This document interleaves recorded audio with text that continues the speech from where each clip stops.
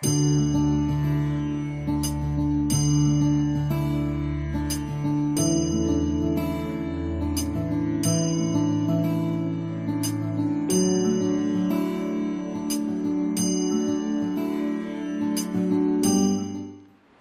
कृष्ण।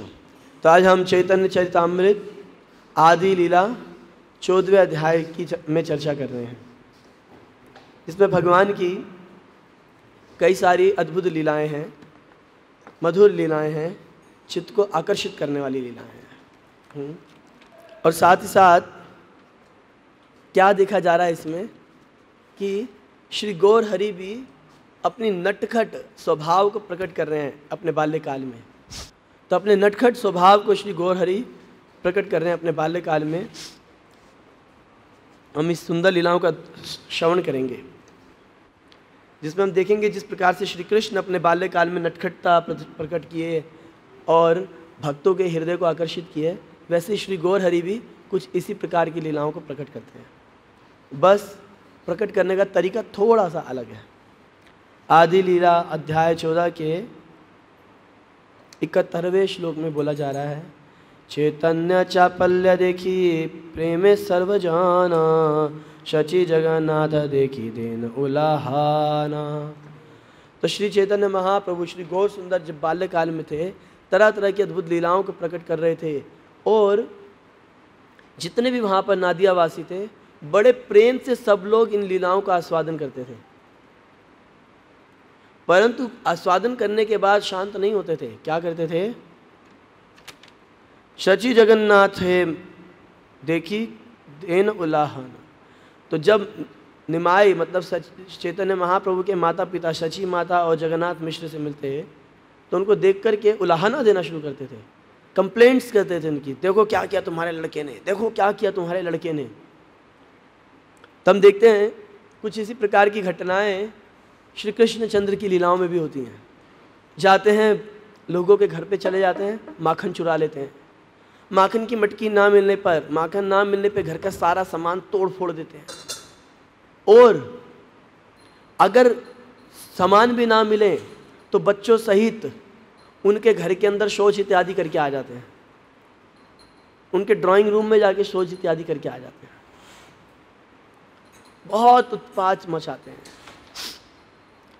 और हर दिन कोई दिन ऐसा ना बीतता था जिस दिन की कोई स्त्रियां यशोदा मैया के पास अपनी अपनी कंप्लेंट्स लेके ना आए। हर दिन इतने दंड मचाते थे, इतना उत्पात करते थे कि हर दिन उनकी शिकायत होती थी घर पे। अब शिकायत करने जाती थी तो वास्तव में उनका शिकायत करने का कोई प्लान नहीं होता था। पता क्या करने जाती थी वो? कीर्तन करने। क्या करने जाती थी? क्या कीर्तन करती हैं वो? जो हम कर रहे हैं अभी, हमने लीला सुनी या पढ़ी, उसको क्या कर रहे हैं?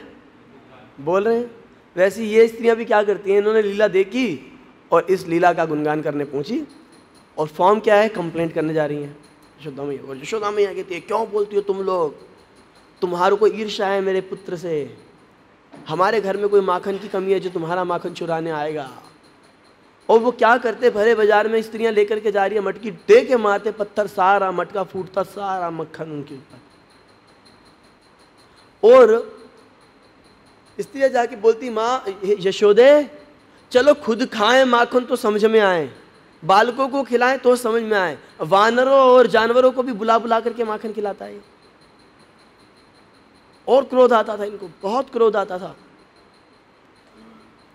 प्रतिदिन, एक दिन की कहानी हो तो कोई क्षमा करे। तो यशोदा मैया ने एक दिन बोला कि ठीक है, इसको मैं बांध के रखूंगी, निकलेगा ही नहीं घर में। तो बोली नहीं नहीं नहीं, ऐसा मत करो, हम तो बस वैसे ही बताने आई थी, ऐसे तो कोई दिक्कत नहीं है, हमें खूब ही अच्छा लगता है आता है तो कोई दिक्कत नहीं। तो एक दिन क्या हुआ, एक माता है, उनका नाम है प्रभावती। क्या नाम है? माता प्रभावती। बोली बेटा तेरे को आज, तेरी माँ तो आज तक मानती नहीं थी ना, आज मानेगी। आज पकड़ा तेरे को मैंने रंगे हाथों। क्या किया उन्होंने? पकड़ा हाथ जकड़ के, चल मेरे साथ तू। बोली मैया लेके मत जाओ, चेतावनी दे रहा हूं पहले से। चेतावनी देगा तू मुझे? चल देख लो मैया, चलो। चले गए, यशोदा मैया के सामने गए, बोले देख यशोदे देख, आज पकड़ के लाई हूं तेरे लड़के को। तू मानती नहीं थी ना, देख सारे मुख पे इसने माखन लगा रखा है, रंगे हाथों पकड़ा है, मटकी फोड़ के सारा माखन खुद मुंह पे रगड़ लगाया अपने, दूसरों को भी खिला रहा था, हाथ भी देख इसके भरे हुए माखन से। यशोदा मैया कहती है प्रभावती तबीयत ठीक है तुम्हारी, क्या हुआ तुम्हें? क्या हुआ मुझे? बोल क्या रही हो तुम? वही बोल रही हूँ जो मैंने देखा है और पकड़ के लाई हूं तुम्हारे लड़के को। यशोदा मैया बोले पता नहीं इसको क्या हो गया, मानो क्या हुआ है, इस भाव से देखती है। मुझे कुछ समझ में नहीं आ रहा प्रभावती, क्या समझ में नहीं आ रहा? जो बता रही हूँ वही समझो ना, तुम्हारे लड़के को देखो। बोले मेरा लड़का हो तो देखो ना, तो तुम्हारा लड़का पकड़ के लाई हो तुम। अरे देखा भैया, तो अपने लड़के को पकड़ के लाई हुई है। एक अब तो वो क्या बोले क्या ना बोले, कुछ समझ में आए तो करे ना कुछ। उनको तो याद था मैंने कृष्ण को पकड़ा था। अब एक्चुअली वास्तव में जितनी भी वहाँ पे एल्डरली गोपीज हैं जो यशोदा मैया की उम्र की, कृष्ण तो सभी के पुत्र हैं। ना खलु गोपिका नंदनो भवा अखिलात्मित, ना खलु गोपिका नंदनो भवा अखिल देहिना अंतरात्मा। एक गोपी के ही पुत्र थोड़ी ना हो। तब अब बिल्कुल हैरान, एक्सट्रीमली पजल्ड, कुछ समझ में नहीं आ रहा क्या हो गया। सिर खुजलाते हुए लड़के को पकड़ के चलती है कि अब तो है तो मेरा लड़का, लेके जाऊं साथ में इसको। बाहर जाके देखी तो हाथ पकड़ा हुआ देखा, कौन? अरे बोलने लगी जोई तू कहाँ से आया? तू? वापस कृष्णा दिखाई दी हाथ में। बोले बोला था ना माता प्रभावती, पहले ही सावधान किया था मैंने, अगली बार लाई ना तुम्हारा लड़का नहीं होगा, पति मिलेगा हाथ में। तो ऐसी कई सारी लीलाएं श्री गौर सुंदर करते हैं, परंतु गौर हरि माखन नहीं चुराते। वो तो क्या करते हैं, गंगा जी में जाते हैं, गंगा जी में जाते हैं और वहां पर उत्पात मचाते हैं। कक्षा के बहाने निकलते हैं, कई बार तो 6-6, 7-7 घंटे गंगा जी के अंदर ही स्नान करते हैं, और भी कई सारे लड़के संग में, और भयानक उत्पात प्रतिदिन। ब्राह्मणों को परेशान करना तो मानो उनकी हॉबी हो। बोले what is your hobby? To disturb the Brahmins. तो एक दिन क्या हुआ, इन्होंने अति कर दी, जाकर के ऐसा उत्पात मचाया गंगा तट पर, मानो अति हो गई। और सारे ब्राह्मण उस दिन पहुंच गए जगन्नाथ मिश्र के घर। मिश्र साहब, हमें बहुत महत्वपूर्ण चर्चा करनी है। सबको बुलाया गया कमरे के अंदर। अंदर जो काइंड ऑफ ड्राइंग रूम है, बड़ा सा जो मंडप बना हुआ है, सब लोग चारों तरफ बैठे और बीच में बैठे मिश्र पुरंदर, मतलब कौन? श्री निमाय पंडित के पिता। तो सब एक स्वर में बोले, मिश्र हम तुमसे बड़ी महत्वपूर्ण बात करने आए हैं। तो मिश्र पुरंदर बोले। तो एक बोला, देखो, एक ब्राह्मण बोलता है, हे जगन्नाथ मिश्र, मैं सबसे महत्वपूर्ण बात बताने जा रहा हूँ।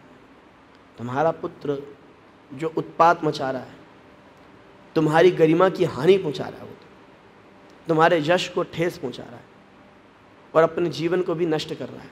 बोला अच्छा क्या हुआ? अरे हर दिन वो उत्पात करता है, जैसे आज किया, तो हम आज की घटना बता रहे हैं, और ऐसा उत्पात वो प्रतिदिन करता है। अच्छा क्या किया उसने?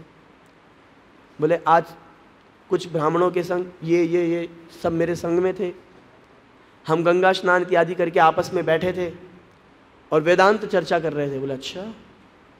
जब हम खड़े हुए तो हमें क्या अनुभव हुआ, हम सबकी धोती इसने एक साथ में बांध दी और हम सब 5 के 5 एक साथ जमीन पे गिरे। ब्राह्मणों के साथ ऐसा व्यवहार करना उचित है जगन्नाथ मिश्र? जगन्नाथ मिश्र दूसरे कहते हैं, हे मिश्र आप हमारी बात सुनो, बड़ी गंभीर बात है। आज जब मैं गंगा में स्नान करने गया, स्नान के पश्चात मैं गायत्री कर रहा था। जब मैं गायत्री कर रहा था, उस अचानक मुझे लगा मानो मगरमच्छ मेरे पैरों में है।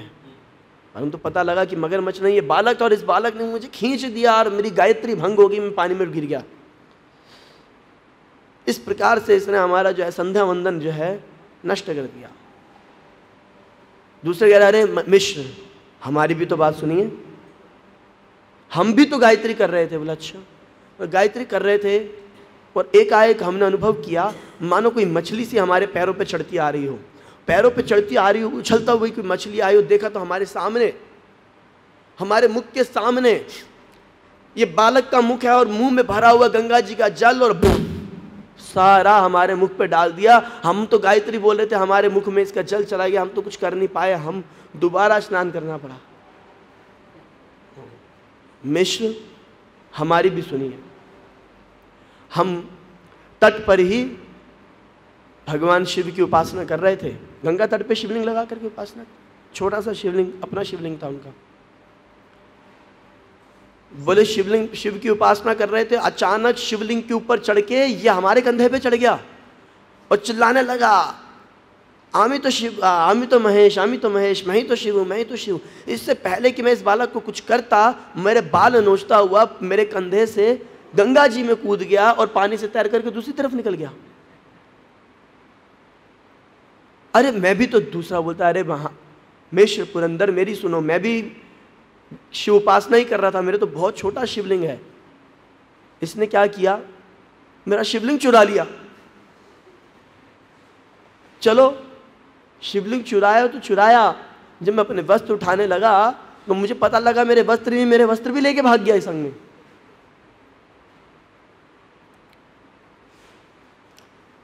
एक ब्राह्मण बोला अरे मिश्र, मैंने गंगा में स्नान किया, स्नान करने के पश्चात शुद्धि की, आचमन किया, वस्त्र धारण किए, तिलक धारण किया और फिर मैं संध्या वंदन के लिए और अन्य कार्यों के लिए ज्यों ही बाहर बैठा, ये बालक धूल हाथों में उठा करके लाया और मेरे पूरे शरीर पे डाल करके भाग गया। मुझे तुरंत स्नान करने जाना पड़ा दोबारा से। अच्छे ब्राह्मण थे ये बेचारे, दोबारा नहाने गए। बोले इतना ही नहीं कि मैं नहाने चला गया दोबारा तो ये शांत हो गया, जब मैं दोबारा नहा करके आया, दोबारा वस्त्र धारण किए, दोबारा अपने संध्या वंदन इत्यादि के लिए बाहर बैठने लगा तो ये बालक मुख में पानी लेकर आया और मेरे पूरे बदन पे डाल गया। ये सुन के जगन्नाथ मिश्र को इतना क्रोध आ रहा, तो बोले सुनो मिश्र, हमारे को इस बात की चिंता नहीं है, उसने हमारे साथ ऐसा किया। अब देखो बिजनेस करने का तरीका क्या होता है कि तुम सामने वाले को बताओ कि तुम्हारा क्या फ़ायदा होगा। वही तो अभी तक अपने फ़ायदे की बात हो रही है, तुम उसको करेक्ट करो तो हमारा फ़ायदा होगा। बोले हम तो इसलिए सब बात बता रहे हैं तुम्हें क्योंकि 6-6, 7-7 घंटा यदि ये गंगा में स्नान पानी में रहेगा तो इसका स्वास्थ्य बिगड़ जाएगा, तुम्हें कुछ करना चाहिए। मिश्र बोला पक्का करूँगा। इधर से जगन्नाथ मिश्र खूब क्रोध में चले और उधर क्या हुआ, सची माता के पास कई सारी स्त्रियां पहुंची हैं। बोली हे माता, ये प्रतिदिन हम जब शिव उपासना के लिए, देव उपासना के लिए जाती हैं तो ये आकर के मार्ग में खड़ा होता है और बोलता है कि मेरी उपासना करो, अगर तुम मेरी उपासना करोगी तो मैं तुम्हें वर दूंगा, तुम्हारे को देवतुल्य पति की प्राप्ति होगी, 7 या 8 पुत्रों की प्राप्ति होगी और जो पति तुम्हारा होगा ना केवल देवतुल्य होगा, ज्ञान में प्रकांड ज्ञान होगा और धनी भी होगा और देखने में अति सुंदर होगा। तो कुछ तो हम इसके बहकावे में आके इसकी आरती करने लगती हैं, इसकी पूजा कर सारा नैवेद्य इसको अर्पण कर देती हैं। पर जब हम में से कोई भागती हैं कि नहीं हम नहीं करेंगी तो पीछे से पुकारता है तुम दुष्टाओं, तुमने मेरी पूजा नहीं करी, अगर तुमने मेरी पूजा नहीं करी तो मैं तुम्हें श्राप दूंगा कि बूढ़ा पति प्राप्त हो और साथ में कम से कम 4 सोतन हो और निर्धन भी हो, ज्ञान से भी बिल्कुल हीन हो। ऐसी जब वो हमारे को श्राप देने को होता है तो मजबूरन जो देव उपासना के लिए नैवेद्य आरती लाई हम इसकी कर ही देती हैं, इस भय से कि श्राप ना देते हैं। और इस प्रकार से ये स्त्रियां भी अपना अपना रोना रोने लगी। अरे मैया, जब हम गंगा स्नान को गई तो चलो पूजा करवाई तो करवाई, जब हम गंगा स्नान को गई तो कुछ हमारे पति भी गंगा स्नान को गए थे, वो अन्य स्थान पे गए थे जहाँ पे पुरुष स्नान करते हैं, हम स्त्रियों के स्थान पे थी। परंतु जब हम गंगा से निकलती हैं तो क्या देखती हैं, ये बालक हमारे सारे कपड़े चुरा के ले गया, और उनके स्थान पे इसने क्या रखा है, पुरुषों की धोतियां ला के रख दी, उनके पास कुर्ते भी नहीं होते थे उस समय तो। और हम क्या देख रही हैं, हमारे पति जो हैं हमारे लहंगा पहन के आ रहे हैं, हमारी साड़ियां पहन करके आ रहे हैं, बेचारे नंगे कहाँ जाएंगे, और हम उनकी धोतियां पहन करके घूम रही हैं। सची माता को बहुत क्रोध आया, आज प्रताड़ित करूंगी, आज से उसका गंगा पे जाना बंद। बोले नहीं नहीं मैया बंद मत करना, वो आता है तो अच्छा तो लगता है हमें। इधर से मिश्र, जगन्नाथ मिश्र पूरे क्रोध में निकल पड़े, आज ठीक करूंगा मैं निमाई को। उधर से सारी जो स्त्रियां हैं जो अभी सची माता के साथ थी, उनको लगा भैया अब तो खतरनाक काम होने वाला। उधर से देख लो ना, जगन्नाथ मिश्र हाथ में छड़ी लेके चल पड़े हैं। ये स्त्रियां दूसरे रास्ते से तेज भागी और बताया निमाई निमाई तुम्हारे पिताजी आ रहे। बोला अरे अच्छा, अभी खुद ही कंप्लेंट करने गई थी, खुद ही बचाने के लिए भाग गई। निमाई तो फिर चतुर शिरोमणि सारे बालकों को बोले मेरे पिताजी आए, तो बोलना आए नहीं, अभी तो हम तो उसका इंतजार कर रहे हैं, आज आए नहीं गंगा स्नान के लिए। भागे दूसरे रास्ते से तेज, और फिर हैं तो वो परम भगवान। और जगन्नाथ मिश्र वहाँ ढूंढ रहे हैं, सबको देख रहे हैं सब जगह। बच्चे कह रहे तो आए नहीं, बोलते झूठ बोल रहे हैं, सच बोल रहे हैं, कंफ्यूज हैं थोड़े से। इतने में वही सारे लोग जो अभी कंप्लेंट करके गए थे बोले मिश्र क्यों इतना क्रोधित हो रहे हो, बालक ही तो है, इतना भी क्रोध नहीं करना चाहिए बालक पे। तुम तो अब यही लोग बोल रहे हैं, हमें तो लगता है तुम पूरे ब्रह्मांड में सबसे ज़्यादा सौभाग्यशाली व्यक्ति हो जिसको निमाई जैसा पुत्र प्राप्त हुआ है। उसको देख करके तो लगता है मानो स्वयं नारायण ही उतर आए। क्यों उसको कष्ट दे रहे हो, उसको क्रोधित मत करो। जगन्नाथ मिश्र बोले क्यों नहीं करूंगा मैं क्रोधित, मेरा पुत्र है वो। और अब वो वापस घर आते हैं तेजी से, गुस्से में, थोड़ा गुस्सा नॉर्मल भी हो रहा है क्योंकि मिले नहीं। तो उधर क्या देखते हैं कि निमाई भागते हुए घर आ रहे हैं, कपड़े उनके सूखे हुए हैं, पूरे शरीर पे स्याही लगी हुई है, और स्कूल में खेल कूद के कारण धूली भी लगी हुई है, और बाल भी सूखे हुए हैं। चलो अगर गंगा से आ रहे होंगे बाल तो गीले होंगे, बाल भी सूखे हैं। निमाई जगन्नाथ मिश्र बिल्कुल अचंभे में पड़ गए कि ये बालक अगर गंगा पे था और भाग के निकला तो ये गति नहीं होनी चाहिए थी इसकी। शरीर पे स्याही लगी हुई है, वस्त्रों में धूल पड़ी हुई है, बाल तक सूखे हैं और धूल से भरे हैं, और तिलक भी बिल्कुल इंटैक्ट है। और निमाई ने देखा भागते, पिताश्री, और पिताश्री बोल करके तुरंत उनकी गोद में लपक के चढ़ गए और इतना मुस्कुराने लगे। तो जो भी मुस्कुराने लगे, जगन्नाथ मिश्र बोले निमाई मुझे बताओ, इस प्रकार से सब ब्राह्मण बता रहे हैं, तुम कहाँ से आ रहे हो? बोले मैं तो अभी, आप देखो अभी अभी तो मैं टोल से आ रहा हूँ, गंगा क्या नाम था उनके पिताजी, हाँ गंगा पंडित जी के, गंगाधर पंडित। तो देखने से तो वैसे ही लग रहा। बोले क्या बोले पिताजी वो? तो उन्होंने बताया ऐसा ऐसा बोल रहे थे सब। तो थोड़ा मुस्कुराए, पर जैसे कभी गुस्सा आता तो गुस्से में व्यक्ति मुस्कुराता ना, ठीक है, और वो सरकास्टिक वाली मुस्कुराहट होती है, अभी बताता हूँ मैं। तो वो क्रोध, मानो क्रोध से भर के मुस्कुराए। बोले पिताश्री अभी तक तो नहीं किया था मैंने ऐसा कुछ, आज बताता हूँ उनको जाकर के। उठाया गमछा, डाला कंधे पे, मैया बता के आऊँगा आज मैं इन सबको, आज तक तो नहीं किया इनके साथ मैंने ऐसा कुछ, आज करूँगा। और भागते गए गंगा में, और फिर वही प्रतिदिन की उनकी लीला शुरू। और सारे बालकों को उन्होंने पूरी कहानी बताई, और सब बालक हंस रहे। और जो लोग कंप्लेंट करके आए थे उनमें से कुछ लोग वहाँ खड़े थे जब ये बालकों को बता रहे थे क्या घटना घटी, तो वो भी सब जो से हा करके हंसने लगे, सब प्रसन्न हो गए। और इस प्रकार से निमाई अपनी परेशानियों में अपनों लोगों को परेशान करने में, बदमाशी में पीछे नहीं हटे। तो अब एक दिन क्या होता है कि जगन्नाथ मिश्र जब इस प्रकार से क्रोध करना चाह रहे हैं इनके ऊपर,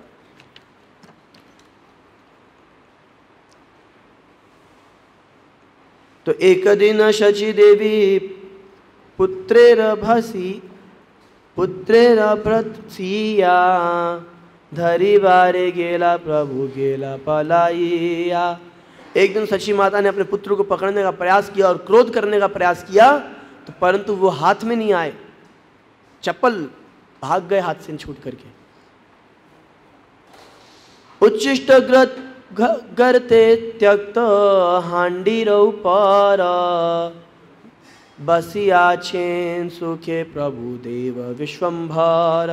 और एक दिन ऐसे भागते हुए कहाँ जाकर के बैठ गए, उत्पात मचाना है ना इनको, उत्पात मचाना है, तो भाग के गए। और घर के पास में एक स्थान हुआ करता था पहले, स्पेशली बंगाल जैसे क्षेत्रों में, कि प्रतिदिन भगवान की भोजन के लिए, भगवान को भोग लगाने के लिए नए मिट्टी के बर्तनों में कुकिंग होती थी, और फिर वही बर्तनों में भोग लग करके लोग खाया करते थे। और खाने के बाद वो जूठे बर्तन मिट्टी के होते थे, हांडी एक साथ में एक स्थान बना होता था, वहाँ डाल दिया करते थे, इकट्ठे होते रहते थे, और धीरे धीरे कुछ तो ज़मीन में चले जाते थे, और जो बच जाते थे उनको फिर समय आने पे जो है स्वीपर उठा के ले जाएंगे।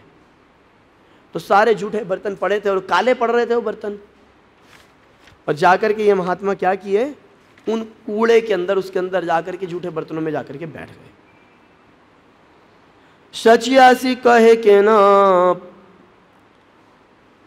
आंची छुलाला गंगा स्नान कर जाई अपवित्र हैला। सची माता भागते हुए आई और बोली, ये क्या कर रहा है तू, एकदम असुचि, मतलब गंदे स्थान पे बैठने के लिए आया तू, जाओ गंगा स्नान करो और आप पवित्र हो जाओ। तो निमाई है तो इंटेलिजेंट, तो क्या किया उन्होंने, यह सुनी माता के कहिला ब्रह्म ज्ञान विस्मित हैया माता करी कराइला स्नान। और इतनी बात सुनकर के माता को ब्रह्म ज्ञान देने लगे। बोले, माता इन बर्तनों में तो तुमने भगवान विष्णु को भोग लगाया है। हाँ, तो ये बर्तन जब भगवान को एक बार भोग लग गए तो फिर ये दूषित कैसे हो सकते हैं, ये तो परम शुद्ध हैं। माता सची बोले, मैं इस लड़के की बात का क्या उत्तर दूं, तो चल मेरे साथ। हाथ पकड़ा और विस्मित होकर के कि ये इतना छोटा सा बालक ये ऐसी बात कैसे बोल रहा है। ये ले जाके उसको गंगा में स्नान कराया और घर लेके आ गई। कभु पुत्र संगे शचि करिला शयन देखे दिव्य लोक आसी भरिला भवान। तो कभी जब माता सची अपने पुत्र के साथ सो रही होती थी तो अचानक वो क्या देखती थी, भवन के अंदर बड़े बड़े दिव्य से लोग आ रहे हैं। कुछ मानो कि इस संसार, लोग तो आए हैं बहुत सारे मानो, पर वो इस संसार के नहीं है, दिव्य आत्माएं आई हैं कोई। सची बोले, जार पुत्र बलाई बला बापे रे मात्राज्ञा पाइया प्रभु चलीला बाहिरे। जिसको माता पुत्र कहकर बुलाया करती थी और बोलती थी जाओ जाओ अपने पिता को बाहर से बुला करके लाओ, आज सारा जग मानो उसी को देखने के लिए आया है। तो सची माता ने कहा, जाओ पुत्र बुला लाओ अपने पुत्र पिता को बाहर से। चलिते चरणे नुपुर बाजे अनुक्षण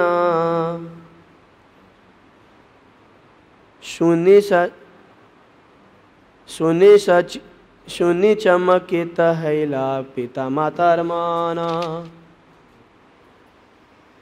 जब चलते तो मानो झुन झुन करके उनके चरणों में घुंघरू बज रहे हैं।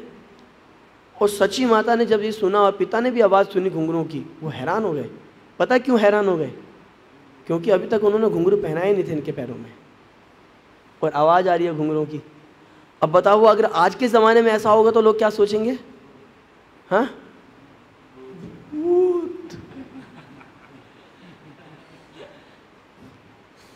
भारत में लोगों को अच्छे कामों में भूत ही सुनाई देते हैं। कुछ भी बात समझ में नहीं आती तो बेचारे भूत को चिपका देते हैं।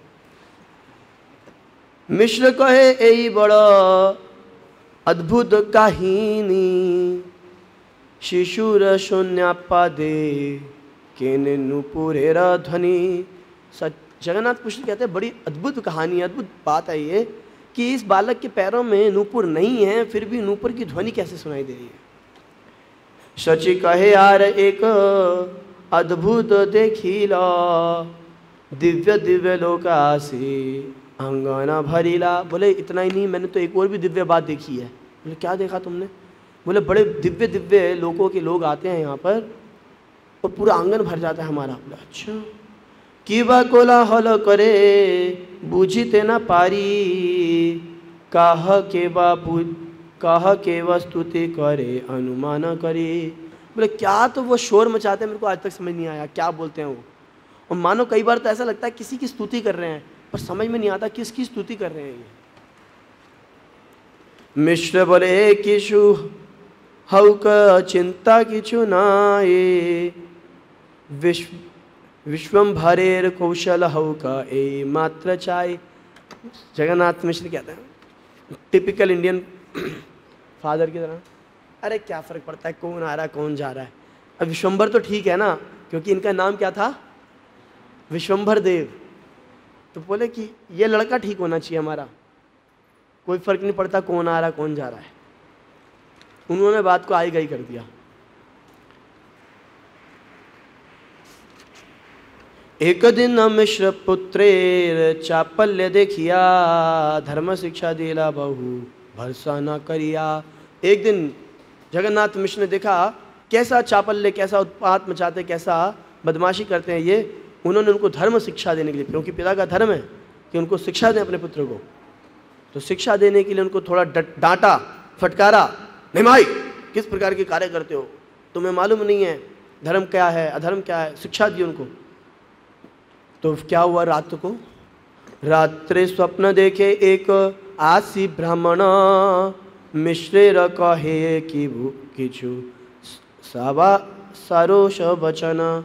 क्या देखा कि स्वप्न में एक ब्राह्मण आता और एकदम क्रोध से जगन्नाथ मिश्र को कुछ बोलने लगा। मिश्र तुम्हें पुत्रेर तत्व किछु न जाना, भर्सन ताड़न कर पुत्र करी मान। हे मिश्र, तुम जिसको भर्सना करते हो, जिसका ताड़न करते हो, डांटते फटकारते हो, पुत्र मान करके तुम जानते नहीं हो तत्व से वो व्यक्ति क्या है।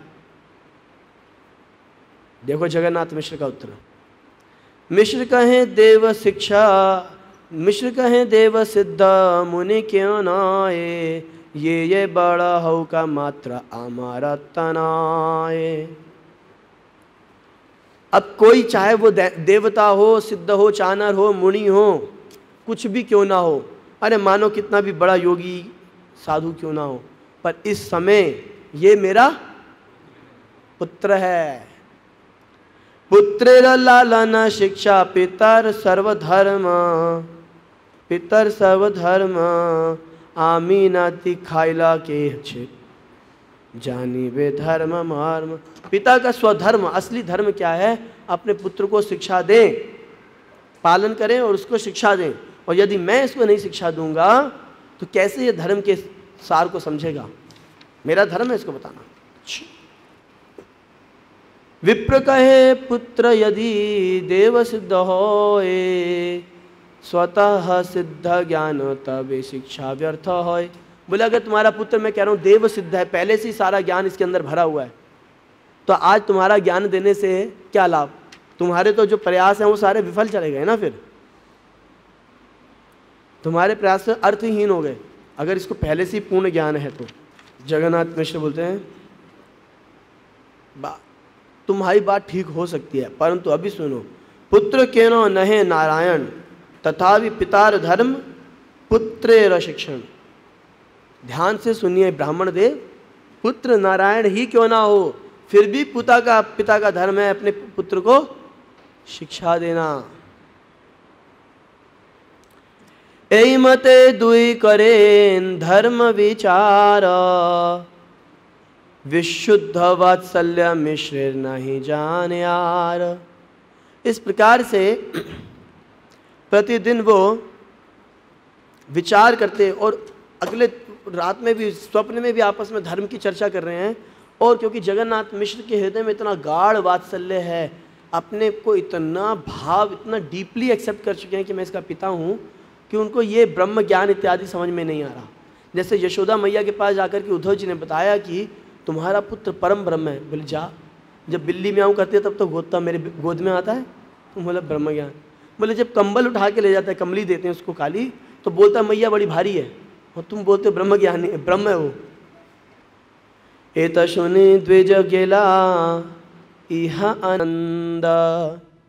इसी प्रकार से प्रतिदिन अलग अलग प्रकार की लीलाओं को किया करते थे श्री गौर हरि, और माता पिता का आनंद बढ़ाया कर। परंतु एक दिन जब उन्होंने पढ़ाई शुरू करना चाही, तो कैसे पढ़ाई शुरू हुई थी उनकी?